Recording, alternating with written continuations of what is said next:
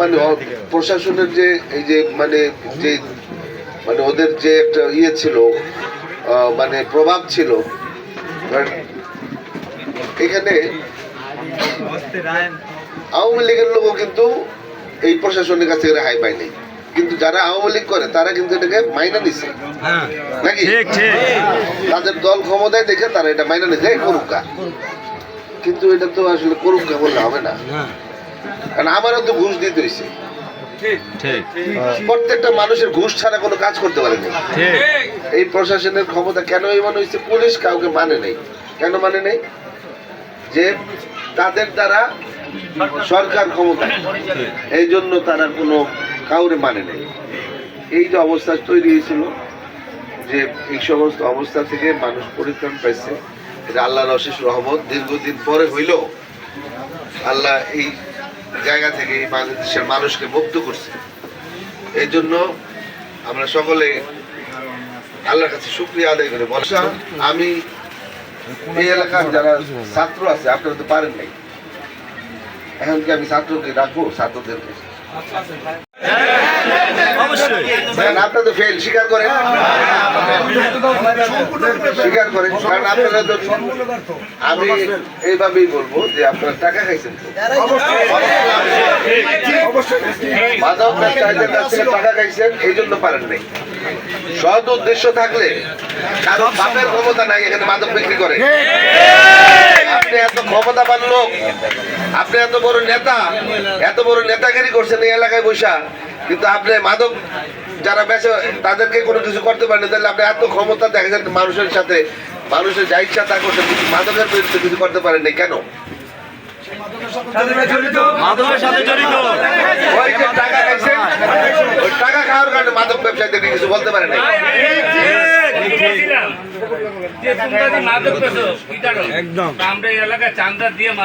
হ্যাঁ, এখানে চাঁদা দিয়ে মাদক বেচে কেউ না, আমি বলবো যে সবাই জড়িত এটার সাথে, সমস্ত নেতা যারা যে নেতৃত্ব দিচ্ছে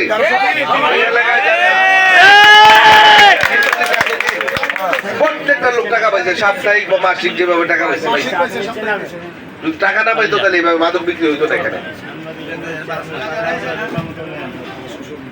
সুতরাং এই ব্যাপারে আর কত বলে, এখন একটু সচেতন হন, এখন একটু ঘুম ভাঙুক আপনাদের, একটু সচেতন হন। আর কিসের ভয়? এত ভয় কেন? মাদক ব্যবসায়ীদেরকে, আপনারা মাদক যারা বেচে তাদেরকে কিসের ইয়া?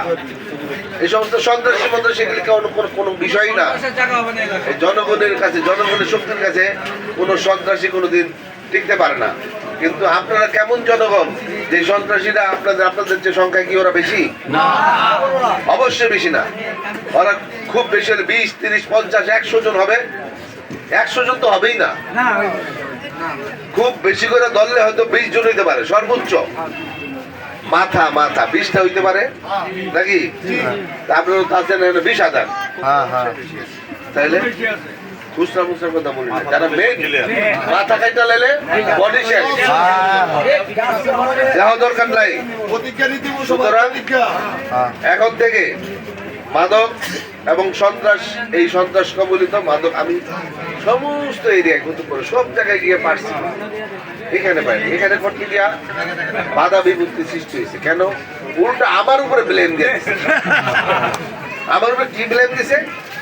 যে আমি বলে আমি ওই যে ই করতেছি, আন্দোলন করতেছি, আমি আন্দোলনের পক্ষে টাকা দিছি, লক্ষ লক্ষ টাকা দিতেছি, এটি কয়ে আমারে দুর্বল করাইছে। প্রশাসনের কাছে আমারে দুর্বল করে ফেলছে, যে সেই আন্দোলনে লক্ষ, এই যে ছাত্র আন্দোলনে আমি লক্ষ লক্ষ টাকা দিছি, এই কারণে এই ধরনের ব্লেম না আমাকে মানে চাপে রাখছে, আমি কিছু করতে পারিনি। আপনাদের কি মনে আছে আমি যে সেন্টারে বলছিলাম, মনে আছে কি বলছিলাম? না না ভাই, ভুলে গেছি। 3 মাস না, 6 মাস, 4 মাস আগে, 5 মাস আগে কি বলছিলাম? যে আমি করতে চাই না বলছিলাম। কেন বলছিলাম?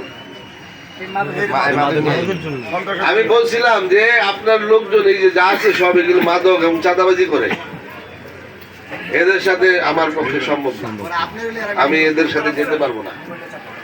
সুতরাং আমার চেয়ারম্যানটা ছেড়ে দিই, চেয়ারম্যানটা কারকে দিতে হবে নিয়ে নেন। আমি এটা বলছিলাম। তো এখন থেকে এই রসুলপুর, বৃহত্তর রসুলপুর, কি বলে ইসলামিয়া বাজার, এদিকে শাহী বাজার, ঠিক আছে, আপনারা সচেতন হন ভাই। একটু ভালো, নিজেরা ভালো থাকার জন্য, নিজেরা যাতে ভালো থাকতে পারেন এই জন্য একটু সচেতন হওয়া দরকার আপনাদের। একটু কাজ করেন। হ্যাঁ, মুখে মুখে বললে হবে না মাদক মুক্ত কুতুবপুর চাই, কাজ করতে হবে।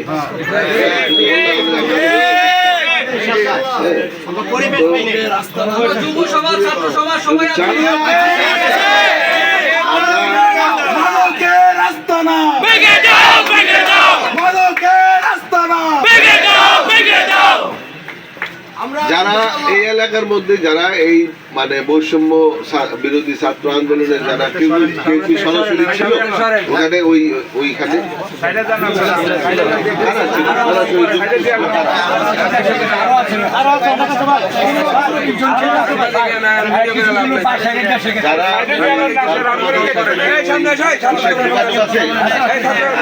যারা সমন্বয়কারী মানে কেয়ারটেকার গভর্নমেন্টের উপদেষ্টা আছে, তোমাদের জানা আছে? তাদের সাথে যোগাযোগ আছে, তাদের সাথে যোগাযোগ রাখবা, ঠিক আছে, যোগাযোগ রাখবা। এবং এই যে এই নিজ নিজ এরিয়া পরিষ্কার করার দায়িত্ব নিতে হবে ইনশাআল্লাহ। আজকে নিছিলাম, আর বৃষ্টির কারণে করা হয়নি। কি পরিষ্কার? সন্ত্রাস আর চাঁদাবাজি আর মাদক পরিষ্কার ইনশাআল্লাহ হয়ে যাবে। আগে মাদক এবং সন্ত্রাস এইগুলি পরিষ্কার করতে, ময়লা টয়লা পরিষ্কার কথা বলি না।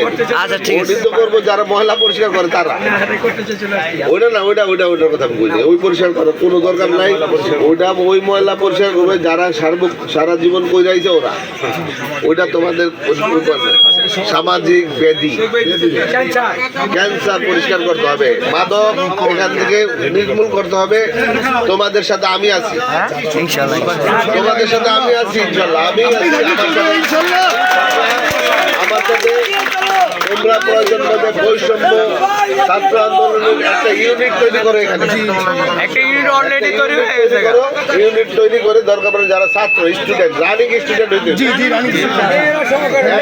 রানিং স্টুডেন্ট হইতে এবং তারা যেন এটা করে। আঙ্কেল একটা ইউনিট অলরেডি তৈরি হয়ে গেছে। হ্যাঁ, তোমরা এটা করবা। এতে কিশোর গ্যাং আছে কিন্তু এখানে। জি জি জি, কিশোর গ্যাং মাদকের সাথে জড়িত। কিশোর গ্যাং যারা, ওরা কিন্তু মাদকের সাথে জড়িত। ওদেরকে কিন্তু ইউজ করতো যারা মাদক ব্যবসায়ী করতো। যাই হোক, আমার কথা হচ্ছে যে তোমরা চেষ্টা করবা, তোমরা কোনো কিছু হইলে আমার সাথে যোগাযোগ করবা। প্রয়োজন মধ্যে যে কোনো দিন যে কোনো সময় আমার সাথে আগে যোগাযোগ করে আমার সাথে বসবা। তোমাদেরকে গাইডলাইন যা কিছু দেওয়া দরকার আমি দেবো, ঠিক আছে? কিন্তু এই এলাকায় পরিষ্কার করতেই, আর কোনো বাড়ি ঘরে যা কিছু হয়েছে এই কয়দিন, এটা উৎসুক জনতা বা প্রথম অবস্থায় যা কিছু হয়েছে হয়ে গেছে, এটার দায় দায়িত্ব কারো নাই। কারণ প্রশাসন নাই, পুলিশ নাই, থানা নাই, কিছু নাই। সবাই 2-4 দিন ছিল না, আজকে থেকে কিন্তু বসে গেছে অলরেডি, ঠিক আছে? সুতরাং যা কিছু হয়েছে, আমার কথা হচ্ছে আর যেন কিছু না হয়, আর কারো বাড়িতে কেউ যেন কোনো আগুন না দেয়, কেউ যেন কোনো বাড়িতে হুমকি না দেয়, কেউ যেন কারো কাছ থেকে টাকা চাঁদা দাবি না করে। বাকি যা কিছু আছে আইনের মাধ্যমে হবে এখন থেকে। কোনো আইন নিজের হাতে তুলে নেবেন না, কেউ কোনো আইন নিজের হাতে তুলে নেবেন না। শান্তি বজায় রাখার জন্য চেষ্টা করেন। আসলে আমরা তো ইচ্ছা করলে সব মানুষকে তাড়াই দিতে পারবো না, আর তাড়ানো উচিত না। সবাই এখানে থাকবে, শুধু যে কয়জন দুষ্কৃতিকারী ওদের সংখ্যা বেশি না, কয়জন 20-25 জন, এই 20-25টার একদম আজীবনের জন্য নিষেধাজ্ঞা দেওয়া হইল। এরা এই এলাকায় আসতে পারবে, এই 20-25টা যেন এই এলাকায় ঢুকতে না পারে সেই ব্যবস্থা করতে হবে। যে যারা এতদিন মাদক ব্যবসা করছে, যারা এতদিন চাঁদাবাজি করছে, এই এলাকায় অশান্ত করছে, তারা পালায় গেছে এখান থেকে। পালায় গেছে তো যা হারাবি না, ঠিক আছে? আর ঢুকতে দেওয়া যাবে না তাদেরকে। আইন শৃঙ্খলা পরিস্থিতি রক্ষা করার জন্য আমাদেরকে এইভাবেই সচেতন থাকতে হবে ইনশাআল্লাহ। সামাজিক অনুষ্ঠান কমিটিতে ঢুকতে পারবে না। সবাই ভালো থাকবেন। সামাজিক আজকে শুক্রবার 12টা বেজে গেছে, আমি সংক্ষিপ্ত সময়ের জন্য আপনাদের সামনে উপস্থিত হয়েছি। আর পরবর্তী পর্যায়ে যে কোনো অনুষ্ঠানের যে কোনো প্রোগ্রাম আপনারা করবেন, আর এলাকার মুরব্বীদেরকে সম্মান করবেন। এলাকার যারা মুরব্বী আছে মুরব্বীদেরকে অবশ্যই সম্মান করবেন। হ্যাঁ, মুরব্বী কারা? আমাদের বাবা মা, ঠিক না? বুঝতে হবে আমার বাবার সমতুল্য যে আছে সেই মুরব্বী, তাকে সম্মান করতে হবে, ঠিক আছে? যদি কারোর মধ্যে এই সম্মান বোধটা না থাকে তাহলে কিন্তু ওই সমাজে বেয়াদবের সৃষ্টি হয়। সুতরাং সবার মধ্যে যেন সম্মান বোধটা থাকে, অন্তত মুরব্বীদেরকে সম্মান করবেন। সবাই ভালো থাকবেন। আসসালামু আলাইকুম।